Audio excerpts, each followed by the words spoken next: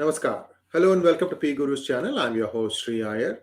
Today we are joined by Sushil Pandit ji, and he has been on our channel before. Sushil Pandit ji, of course, is a very well-known speaker. He's a writer. He's also a television personality, and we're going to take stock of what is happening in Kashmir. And we know that today Farooq Abdullah has been announced as the opposition candidate for president. We might be able to touch on that also. First, let's welcome Sushil ji. Sushil ji, namaskar and welcome to PGurus channel. Sriji, namaskar, and I'm so happy to be here again after a long time. Yes, sir. Sushil ji, these days everybody lives in these 24-hour news cycles. Unfortunately, what is forgotten is the plight of Kashmiri Hindus. They are being cherry-picked. And we have done a couple of programs on PGurus highlighting some of the challenges on both sides, how people are reacting. What do you see on the ground, Sushil ji, and how do you see the steps that the government needs to take to bolster the confidence of the returning Kashmiri Hindus?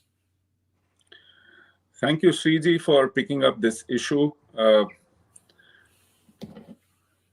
It is not so much Kashmiri Pandits that I should be or anybody else should be worried about. Of course, we are being cherry-picked. Of course, we are being targeted. The reason why we are being targeted in Kashmir is because we represent India in Kashmir. Let there be no doubt about it. 32 years ago, when we were driven out, that was the precisely reason then as well. They wanted to drive India out of Kashmir, and we were the means for that. Not just symbolically, but for all practical purposes. If demography has any role in a nation state to call its territory its own, then we were the reason for India to call Kashmir its own. And with that demography wiped out of Kashmir Valley, the hold on Kashmir, moral, political, strategic, remained that much weak. And therefore, that was the first step to drive us out. And that is precisely the reason that we are being driven out even today, or whatever is left of us in Kashmir. So India needs to worry about itself, about its nationhood, about its presence in Kashmir. Along with us, Hindus from rest of India have also been relentlessly targeted, and precisely for the same reason. Hindus from rest of India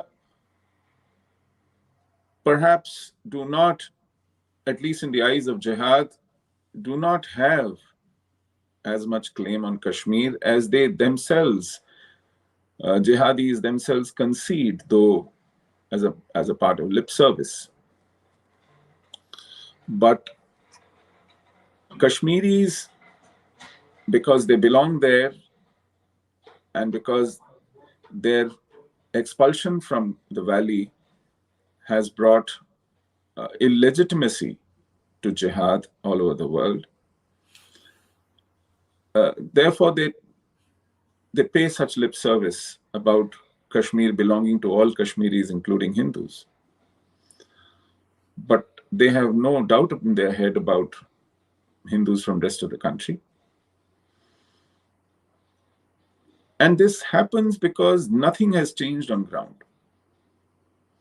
We began to kid ourselves post August 5, 2019, that whatever needed to be done was done.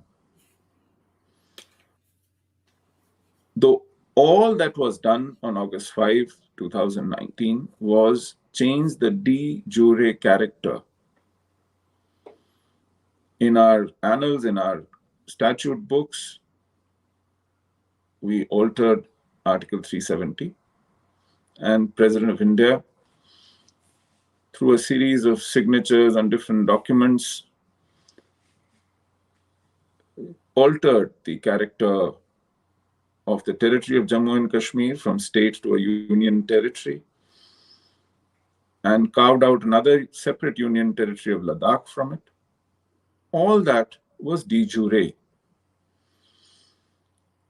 And we all thought that since we've declared a war on jihad through this fantastic and most courageous step ever taken with respect to Kashmir by any government since independence, we will follow it through with logical steps on ground.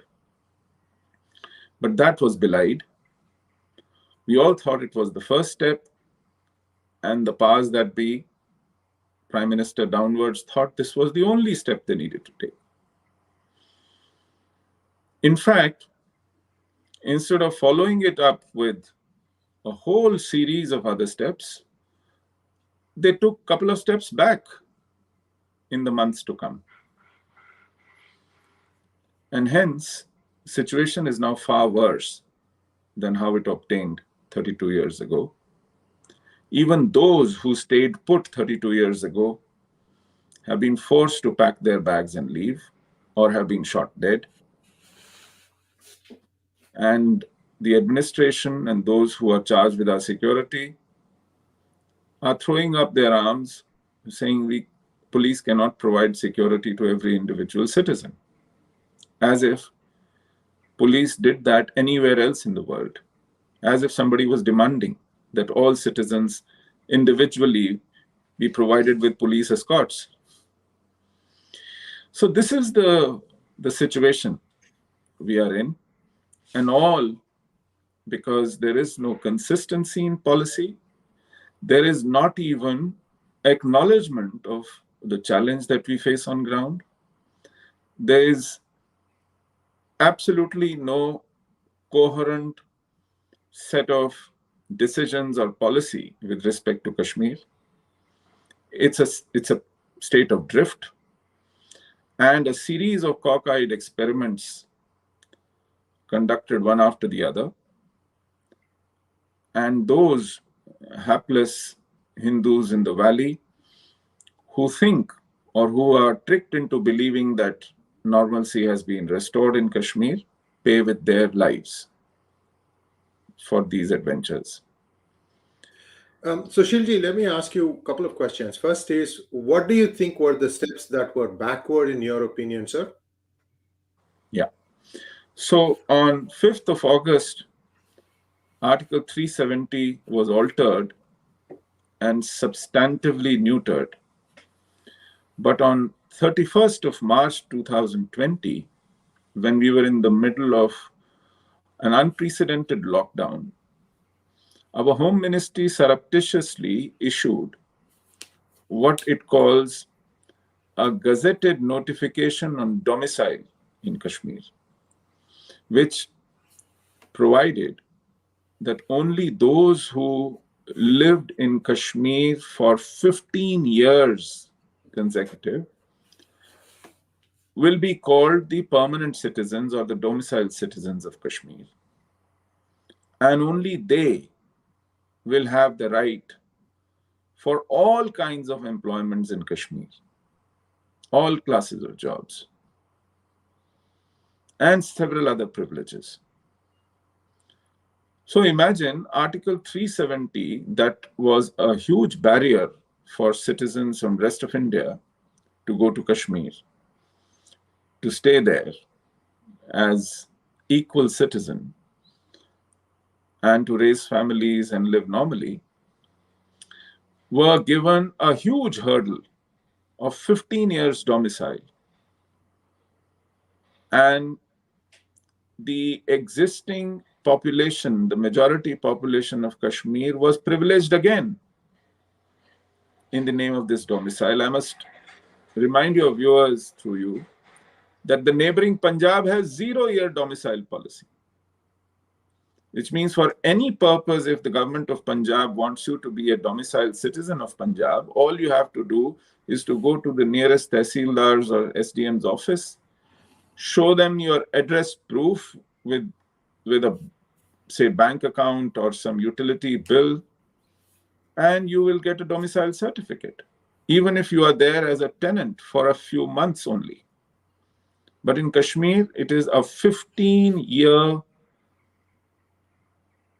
stay, consecutive stay. Likewise, in Delhi, it is only 3 years domicile. In Orissa, it is 1 year domicile. In Chhattisgarh, it is 0 years domicile. But in Kashmir, you have 15 years of domicile policy. So you've started creating hurdles after dismantling those hurdles 75 years after independence and tom-tomming about it. Through a back door, surreptitiously and shamelessly, you bring in this policy. I don't know to please whom, of course. We know who you are out to please. Similarly, with great flourish, JKLF was banned in February 2019. And so was Jamaat-e-Islami. This was months before the elections, general elections. But on ground, Jamaat-e-Islami institutions work. Their network of schools and madrasas continue to flourish. Their youth wing, called Jamiyat-e-Tulba, is not banned. Jamaat-e-Islami is an organization of middle-aged and old, but Jamiyat-e-Tulba is their, foot soldiers, the youth, who carry out the agenda. There's another organization called Ahl-e-Hadith, which is widely considered to be the mother of Lashkar-e-Taiba, with hundreds of institutions. It continues to flourish. Likewise, there is a network of madrasas in Kashmir called Falah-e-Alam Trust, FAT. And indeed, it is a very fat institution with over 300 madrasas, with over 50,000 students, and with over 5,000 Maulvis drilling into their brains poison, hatred towards Hindus and towards India. Continues to flourish. So it was a mere eyewash and a wasted opportunity after 5th of August 2019 decisions. And this government resumed its work of winning hearts and minds in right earnestness of the same jihadis who they wanted to, on the face of it, fight. Likewise, No, please finish your thought. I thought you were done. Yeah. I'll just add one more example. If you remember, in 2017, a news channel carried out a sting on a lot of Hurriyat bigwigs and brought out how they were funded through Hawala channels for their anti-India activities, terror activities, stone pelting activities in Kashmir. So government of India was forced to put in some cases, because not doing anything about it would have really shamed this government. Now, one of those cases of terror funding was suddenly picked up, and Yasin Malik, whose organization was banned in 2019, just before the elections, in their eagerness to show some action against Jihad, was suddenly slapped with the charges of terror funding, money laundering, and so on and so forth. And can you believe this? Suddenly, this man who is in custody agrees to all the charges, accepts his guilt, and the man who should have been hung 32 years ago for serial murder, for massacres, for a genocide in Kashmir is let off with a life sentence. Now, this kind of circus enacted is something that doesn't wash. It carries on with the conditions in Kashmir, and it somehow shows to the adversary that we are not serious about fighting jihad. We are happy with some cosmetic steps. And when the enemy realizes this is what we are up to, our punishment goes up. We suffer even more. And that's what is happening in Kashmir. Shriji, back to you. Surely, surely, Sushilji, the Home Minister is a pretty smart individual. He's able to see what is going on. One of the pressures that being put on Indian government is that elections be held in Jammu and Kashmir. And in my opinion, it is there. It's not ready yet, because as a union territory, the government has much faster response time. Until it creates a situation where everybody feels safe, you can't have elections. Why can't the government go back and tell the noisemakers in US? And I try to do that. This live hangout is basically to tell the louts that we have in Congress and Senate that you can't have elections in a state when people are being killed, especially the minorities. And you in turn are going and putting a bill which is the exact opposite of what is happening on the ground, which is called as the Islamophobia bill. People who don't know how to think are putting their mind and money and accepting this. I'm going on a rant here about my US lawmakers, but I think I wanted to give the true picture in this hangout. So Shilji, the cadres have been merged now. There is no Jammu and Kashmir separate bureaucratic cadre. These people, the ones who are identified with being sympathizers of separatists or terrorists or whatever, why are they not getting transferred out of the valley? Let them be posted in Chhattisgarh. Let them go to Andaman and Nicobar. Let them go to Lakshadweep. They need to understand thoda sa hawa khale. Why is this not being done by Amit Shah? Do you know? Never. In fact, now that they have horns on their heads, seeing hai sar pe, un pe. Ever since we have become a union territory, it was much easier for the government of India to do that. We are part of a union territory cadre now, and that should have been used profitably. But on the contrary, government is going out of its way to mollycoddle, to cocoon these bureaucrats within Jammu and Kashmir. And the results are not surprising. We continue to have an entire system, not just the top end of bureaucracy, but the middle and the lower level, infested with Jamatis. I must share with you another interesting fact. In 1991, dozens of, in fact, hundreds of bureaucrats signed a letter, a petition as it were, and it included some of the senior bureaucrats, to United Nations no less, asking for a referendum in Kashmir.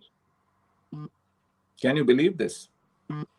And the bureaucrats who signed this letter identified themselves with name and designation. Those days, it was Chandrasekhar who was the prime minister, and he thought that he must take some symbolic action at least. So 5 bureaucrats were expelled from their service. And only 5 out of the hundreds who had signed this petition.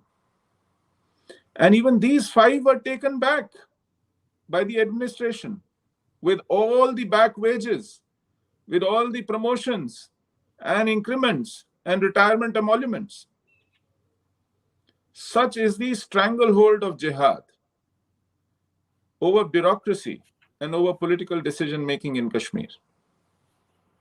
And we have not been able to, or we have not shown the will, demonstrated even slightest of will to get Kashmir rid of such elements who today swamp our bureaucracy, our police, our academia, our media, the entire infrastructure, the edifice remains intact. So, read me this doubt, Sushilji, and this might affect everybody in Kashmir. I am told that they don't like to pay for their electricity. And when the government tried to force them to take prepaid meters so that they pay for their electricity before they use, so that some sort of a semblance of payment is established, you saw videos where everybody brought out their prepaid meters and smashed them on the road.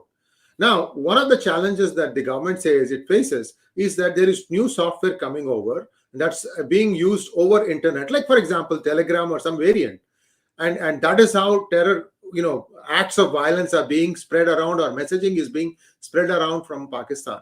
My question to you, sir, is everybody outside of Kashmir, if you don't pay for electricity, your electricity line gets cut off.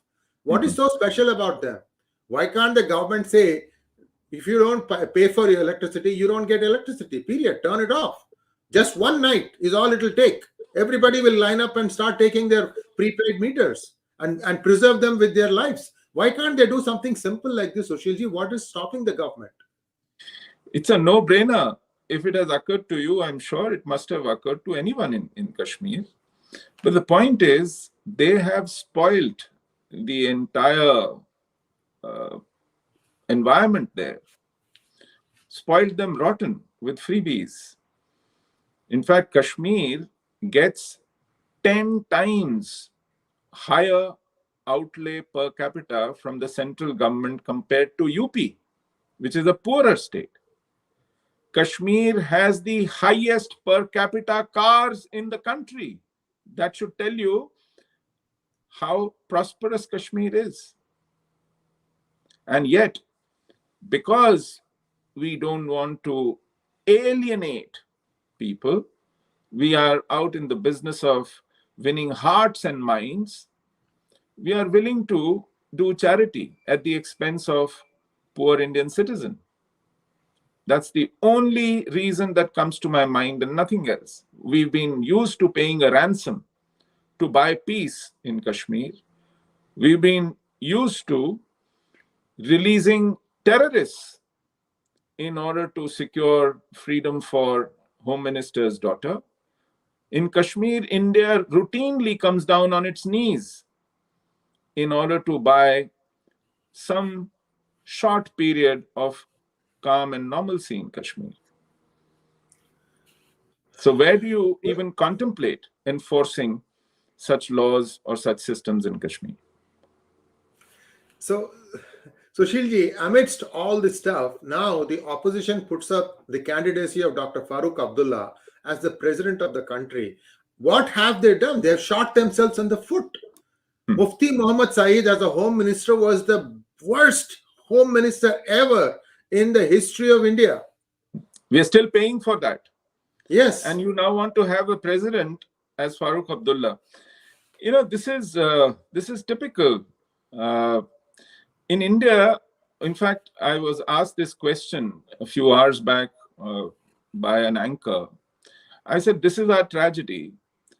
The one side of political spectrum who we consider nationalist, patriotic, are genuflecting in front of Qatar for all kinds of mercies, is packaging Quran with computer as a combo in Kashmir, is making all kinds of concessions in order to win hearts and minds. And who do we have rivaling them in politics? Those who want to hand over Kashmir to the jihadi mascots. So this is competitive, communal appeasement politics. On one hand, you have those who want to win the hearts and minds of jihadis. On the other hand, you have those who want to hand over everything to jihad. What do you choose between these two? Well, I can tell the BJP government this: I will go to bat for you as long as you have my back. If I say that the government is being fair to everyone, that needs to be seen on the ground. Right now, they're continuing the same pampering exercise. And we have been seeing now that the same elements, the very same elements that are causing mischief in Kashmir are also at work, doing the same thing in the United States, Sushilji. This Exactly. time, I'm left, right, and center in California. We have a lot of Islamic candidates. They may not Mhm. win, but they have the money and the resources to keep trying it. And who's funding all this? Organizations that are being funded through Qatar. They all have a tie-up in Qatar. Kingdom of Saudi Arabia, UAE has banned many such outfits, but not Qatar. And where do we go and genuflect to? Mhm. Qatar. What is this thing? I'm like completely surprised how this government is not having here is a person who's छुरी मार रहा है पीछे से, Mhm. उसी से जाकर आप नमस्कार करें, साष्टांग नमस्कार कर रहे हैं. It's just Shriji, for 10 days after what Nupur Sharma had to say on a TV channel, live debate, for 10 days, India was fine, was all right. The day India bent on its knees and asked for forgiveness and made excuses in Qatar. So, what I'm saying is that day we demonstrated weakness, that was the day our troubles began. The enemy realized that they had an open season on us. The moment they saw us surrendering before a small little twit of a state which doesn't have population more than a mohalla in Delhi. That day, we signaled to the world how weak we were. And since that day, there has been a run on India every Friday. So we are paying for the weakness demonstrated by our government repeatedly. Likewise, in Kashmir, the day we entered into an alliance with PDP on humiliating conditions in the agenda for alliance, that moment we signaled to Jihad in Kashmir that we don't have a spine to stand on. And our troubles began. So we don't learn from these mistakes. We don't learn from past experiences, which is why we see continuous cycles of violence. Today, Jihad has the initiative in Kashmir. They kill at will. They choose their victims. They choose their timing. They choose their place. They choose their manner of killing, and they get away with it. You know, the hypocrisy of managing Kashmir, and managing is the word. We are not into dismantling jihad. We are into containing violence and managing jihad. That is why this problem perpetuates itself. And the hypocrisy that I was talking about, if there are fewer encounters, we tom-tom them as a sign of improvement. If there are more encounters and we kill more jihadis, we tom-tom this as a sign of our great,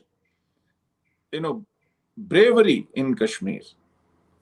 So both ways, we pat our back, but we don't touch the big wigs. We only keep pruning the twigs and the leaves, and we let go of the basic infrastructure, the big wigs, the kingpins who drive it.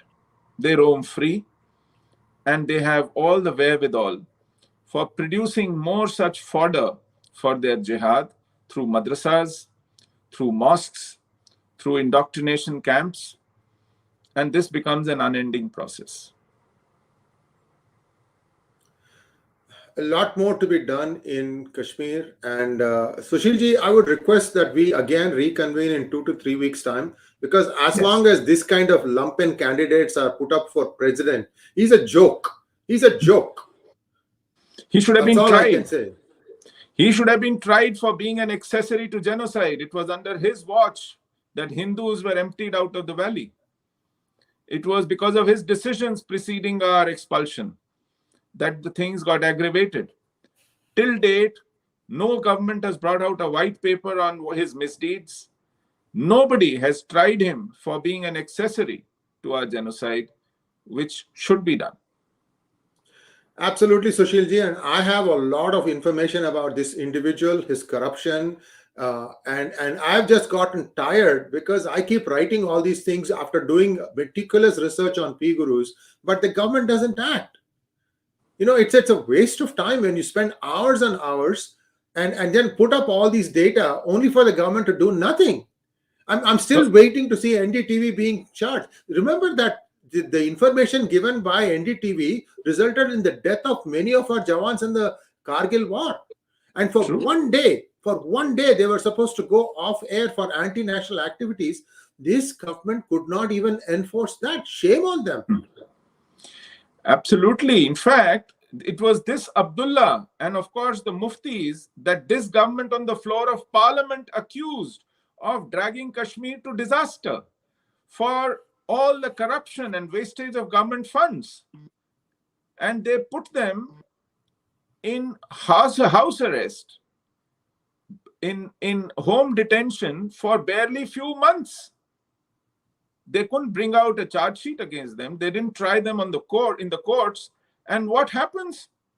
They start releasing them one by one. And on 24th of June last year, Prime Minister invites them to his home, asking them for suggestions for restoration of democracy in Kashmir. Now, can you imagine? You accuse Abdullahs and Muftis of ruining Kashmir, put them in detention, and then you call them over chai pakoras at the Prime Minister's home. There is no consistency.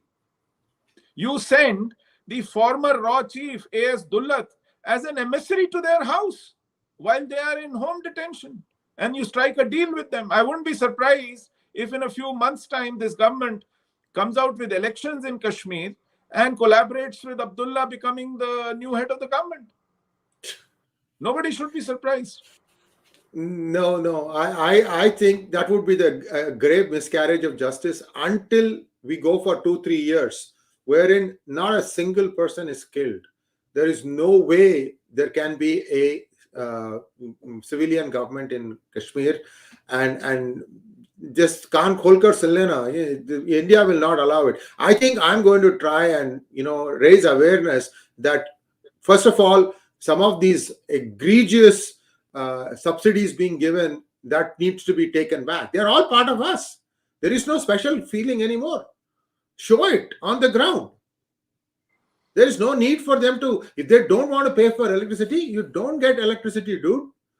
Period. Yeah. No, somebody has to read this riot act. Yes, absolutely. And this is very easy to defend. This is the other problem with this government. They don't communicate properly. The West asks them questions. You hit back the same day. These are the things these people did. That's why we are doing all this stuff. Nobody's going to ask you a question. By the way, everybody's house is on fire right now, Sushilji. Every country's house is on fire. They don't care about what happened. Whenever they give out statements like the politicians in US or in the West, they are doing it because some lumpen is going and giving them, I will give you 20,000 contribution. This is what you need to read out. Even the statement is given to them. These guys say, this doesn't concern my country, my constituency, my people, my family. Oh, it's about India. It's okay. Or he adds some more words into that. This is how this is going on. So don't care for what US thinks or says, especially those people in the Sangh who think that they need to worry about what US is thinking or the West is thinking. Everybody's head is filled with not brain matter anymore. What is good for India has to be done by India, and I hope this message goes through. I'm really disappointed, and I'm just seeing aghast that you do one good step, then you again go back again. It's just not there. In conclusion, Sushilji, if you want to kind of give 1 or 2, 3 steps that can be done to kind of improve the confidence of the people. Now they have kind of cordoned them off. They don't allow them out unless they are like, there's a safety thing. Perhaps you can just give 2 or 3 points on how this needs to be immediately addressed. That things need to be immediately addressed, so nobody leaves again from Kashmir. For that to happen, first and foremost, you must remove all vulnerable Hindus from Kashmir, because they will be time and again turned into soft targets in order to send messages to central government that we are not welcome there. And why should they be? risking their lives if the security on ground is just not available. It takes decades for an individual to grow up, study, raise a family, and then get shot in a few seconds, destroying an entire system behind him, his families, his children, his wife, his old parents. This can't be allowed. Two, you have to act against jihad on the ground. There has to be a combing operation. All illicit weapons have to be recovered. There has to be coordinate search, and there has to be, at different points, checking, verification of vehicles and individuals, of suspects.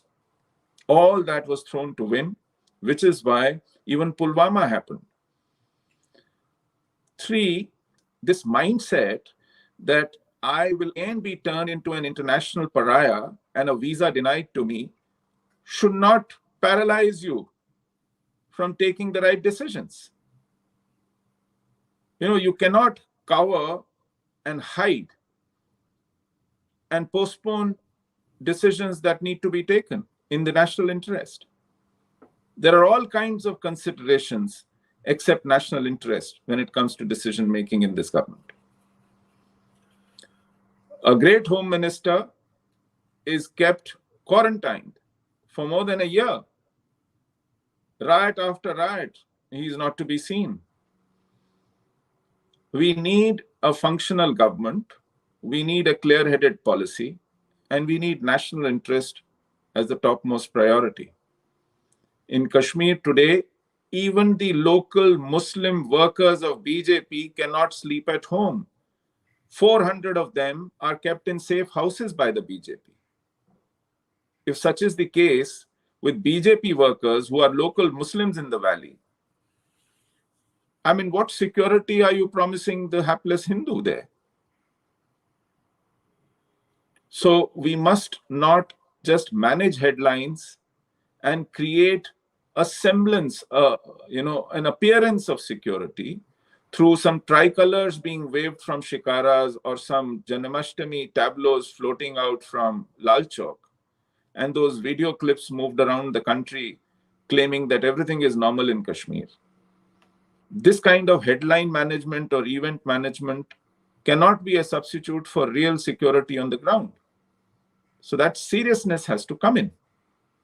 And only once this seriousness comes, and this seriousness, Sriji, takes three prerequisites. One, acknowledge what happened 32 years ago was a Hindu genocide. This government is dragging its feet on it.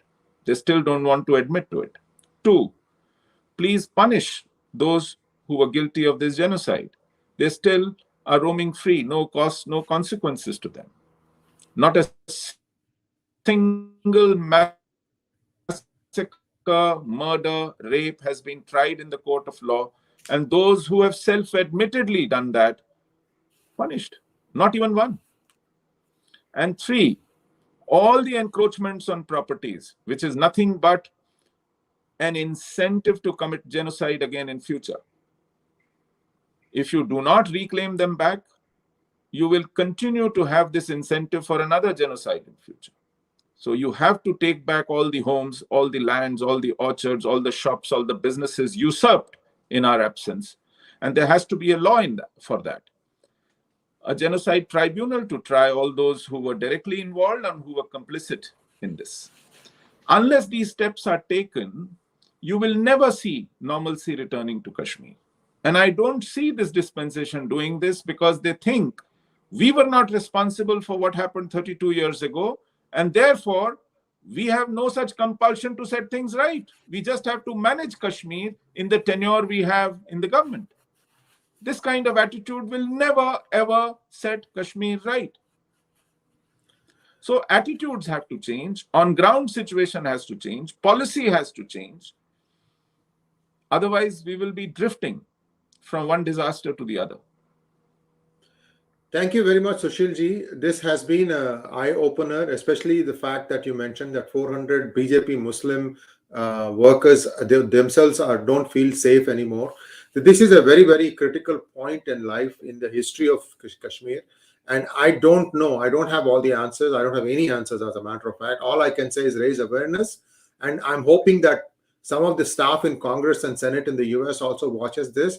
Don't continue this joke called Islamophobia bill. Those of you who voted for it in the House, shame on you.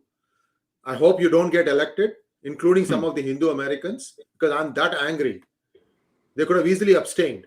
Anyway, so this is what is happening, Sushilji. I am doing everything possible within my control and within a group of dedicated volunteers in the US to try and keep and show the real truth, the real situation on the ground in India. And let us hope that saner minds prevail. Thank you very much, sir. Namaskar. And I hope to have you back very soon. Thank you so much for having me, Sriji. All the best to you. More power to you. Thank you, sir. Namaste.